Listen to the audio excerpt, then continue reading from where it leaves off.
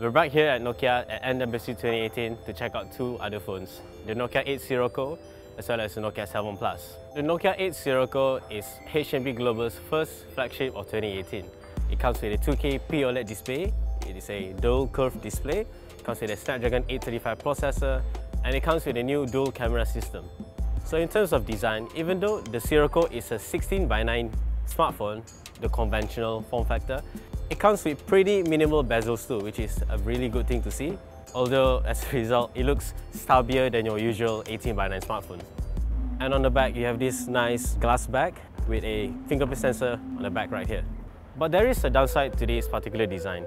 For one, the dual curve display tapers at the edge, and as a result, if you want to hold the phone by the side, you're holding onto this really thin strip of stainless steel metal, which is not very comfortable.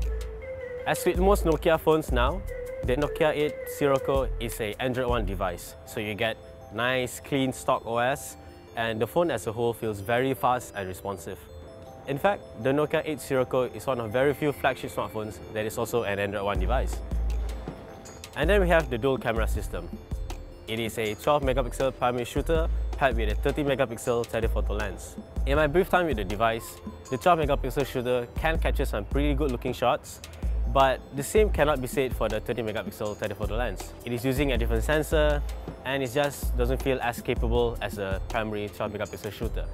That's the Nokia 8 Sirocco, so let's move on to the more affordable device of the two, the Nokia 7 Plus. The Nokia 7 Plus comes with a more mid-range Snapdragon 660 processor as well as a Full HD Plus display.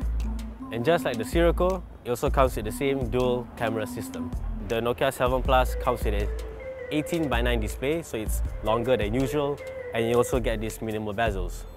The Sirocco is meant to be sleek, stylish, and a sight to behold, but the Nokia 7 Plus takes a different design approach. It is more utilitarian, it has much more sides to hold onto, so it's more comfortable to hold than the Sirocco, and the ceramic fill coating on the back is actually really nice to the touch. So out of the two smartphones that we have here, I reckon the Nokia 7 Plus is the more interesting device of the two. Sure, the Sirocco is higher end, it is sleeker, but the Nokia 7 Plus offers a pretty compelling package.